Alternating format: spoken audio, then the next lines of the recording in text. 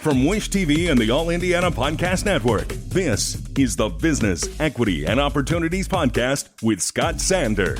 Welcome to the Business, Equity, and Opportunities Podcast. I'm Scott Sander. On this episode, we're getting started today with a look at how Wayne Township's adult learning program is helping young adults get a jump start on a career while adding more qualified people to the local workforce. Every business is unique and has a target audience. If you own or manage a business, Circulus Digital Media can help you connect and grow your customer base with turnkey digital solutions that are nimble, offering best-in-class results, service, and support to reach a bigger customer base, allowing you to pinpoint a specific audience down to the smallest details. Get outside the city, the state, span the globe. Put Circulus Digital Media to work for you. Get started now at circulusdigital.com. That's circulusdigital.com. Christy McIntyre Gray at MSD of Wayne Township's Adult Education Program. I started in 2016 and was promoted to the coordinator position about 2 years later. For me, it's always watching the students in the spotlight. That's what I love, that we were recognized because they were in the spotlight, they told their story. In only 14 to 16 weeks, a student going through our career training classes, they can step into the medical careers or the trades careers, and their incomes grow drastically. A graduate from Wayne Township Adult Ed generally is going to have about $8,000 more of income in a year. So that's about $700 a month, and that makes a big difference not only for them but also their children. So when I see our students winning, I know our children are winning, our district's winning, and the whole community's having a better outcome. So one thing that we have really embraced is that focus of work-based learning. So the governor's been talking about it, Department of Ed, DWD, everybody's talking about getting students out into the community. So we shifted. We used to put students on internships at the end, but we've started to thread it within our program. So our career training students start their work-based learning week 8, and they're out, depending on the program, somewhere between 120 hours down to 16 hours based on the program. They are working elbow to elbow with employer partners. They're being mentored on work site. I think of our sterile processing students. The sterile processing process is extremely involved, and there's a lot of important machinery that they use and equipment that they use. So being on site, you build confidence, you build connections, you understand how to navigate, you are poised and ready to enter into the workforce. So I've loved watching our school press forward on that. The tradesmen that work for us are calling people in the field and asking for ride-alongs, and the employment opportunities are following that. We took a group of student leaders to a conference down in Nashville, Tennessee, and they had a chance to be a part of that, and 2 of our students came back from that opportunity and have been promoted. It's been a leadership council event where they've come back and worked with a council of 12 to 14 students. Those students yesterday were making a TikTok video and getting the word out in the community. I think that the video kind of inspired many of those things. It pressed us to do more and to discover ways that we could get the word out to our community. Yesterday we had an ecosystem meeting, and like I said, I always try to bring students front and center. When we had our feature, Job Blamo worked for our district as a custodian. He told me he wanted to do the HVAC program, and so I put him in and he tested and registered, and then he wanted to advance here, but the opportunity wasn't presented yet. So he went to Plainfield Schools, achieved the maintenance leadership role, and now he is back. So we're happy for Plainfield for their time, but we're really glad to see him back on Wayne soil because he's an immigrant. He worked really hard.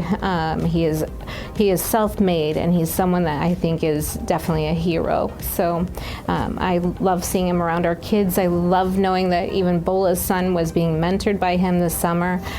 It's rich. So you talk about multiculturalism.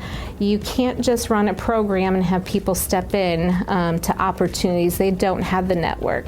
So as a new immigrant, you don't always know your family's not here. You don't have 3 or 4 generations right there with you. Same thing happens if you move from one county to another. You don't know the people. So it's really important that those work-based learning opportunities are threaded in and that they have that access. So it's the most important part of equity and that advancement. My name is Abimbola Ogunride. I'm from Nigeria. I'm fondly called Bola. It was a privilege to be part of the students because I'm one of the student ambassadors of this great school, which I'm so proud of. It allows me to go with my colleague, my other ambassadors to the Kuwait conference, which I never thought of going, and I was opportunity to meet a whole lot of people. As an ambassador, we were asked different questions that, why are you in this role? What do you do?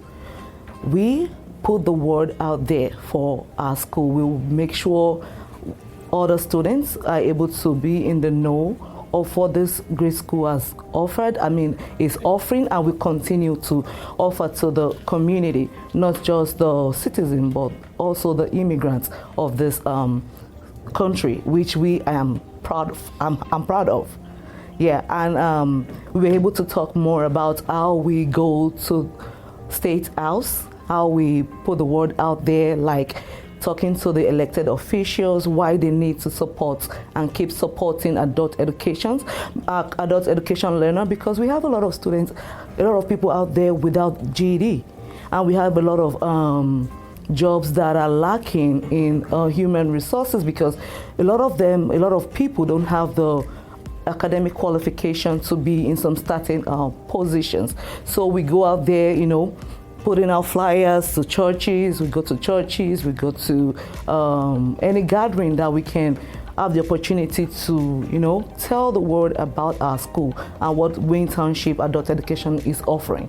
One of the student ambassadors was dyslexic. She was able to learn more about herself, how she had struggled through school. That was one of the reasons she had to drop out of school.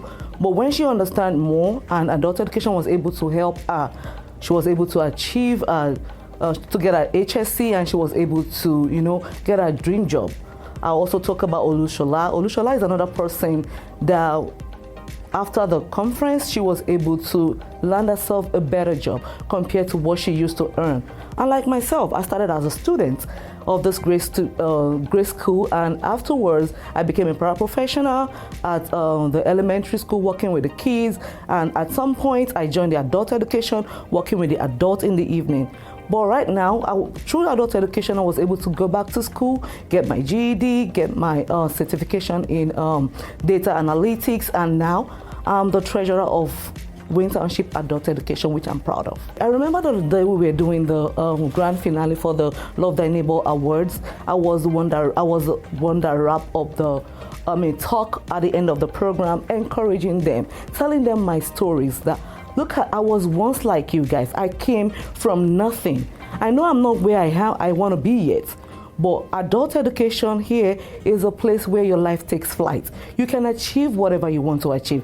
I kept encouraging them, and I've seen a whole lot of them done great things, and they are still pursuing their dreams.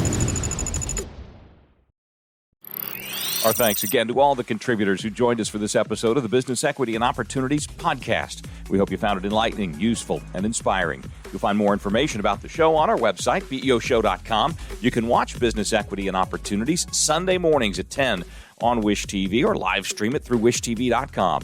Each week we provide 7 full segments with topics ranging from how to get started and how to access capital to the day-to-day running of your business and questions about accounting and bookkeeping. We feature business news and trends and always share a success story from one of our contributors. Join us next time for more insights into the world of small business. Be sure to sign up for our Business Equity and Opportunities newsletter to get even more valuable, up-to-date information. And if you have any questions or you'd like to be part of our show, please email us. The address is beo@wishtv.com. We'd love to hear from you.